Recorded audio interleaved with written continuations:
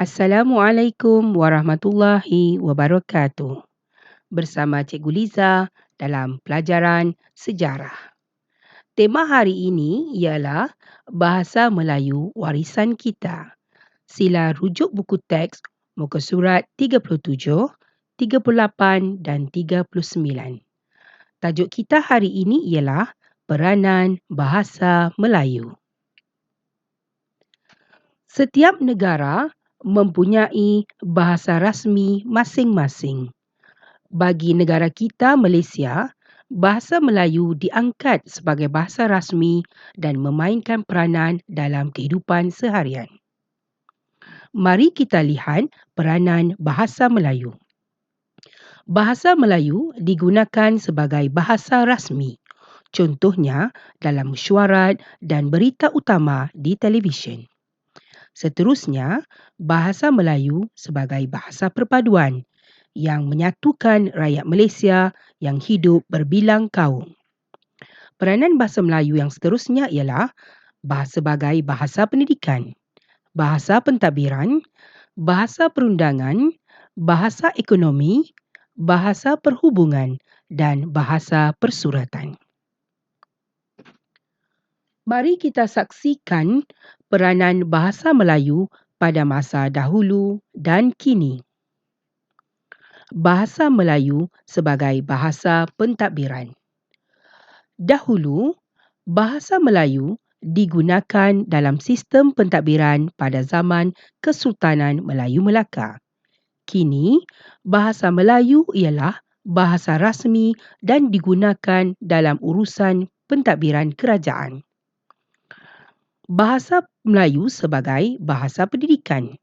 Dahulu, bahasa Melayu merupakan bahasa akademik bagi menyampaikan sesuatu ilmu. Golongan ulama menyampaikan ilmu agama kepada raja-raja Melayu di istana dengan menggunakan bahasa Melayu. Kini, bahasa Melayu menjadi bahasa pengantar bagi menyampaikan ilmu dan maklumat dalam pengajaran dan pembelajaran di sekolah serta institusi pengajian tinggi. Bahasa Melayu sebagai bahasa perundangan. Dahulu, bahasa Melayu digunakan dalam naskah Hukum Kanun Melaka yang merupakan panduan undang-undang dalam sistem pentadbiran dan pemerintahan pada zaman Kesultanan Melayu Melaka. Kini, bahasa Melayu menjadi bahasa utama dalam sistem perundangan negara.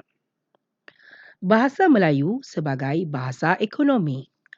Dahulu, bahasa Melayu sebagai lingua franca yang memudahkan urusan jual beli di pelabuhan semasa zaman Kesultanan Melayu Melaka.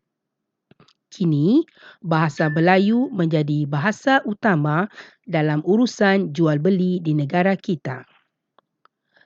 Peranan bahasa Melayu sebagai bahasa perhubungan.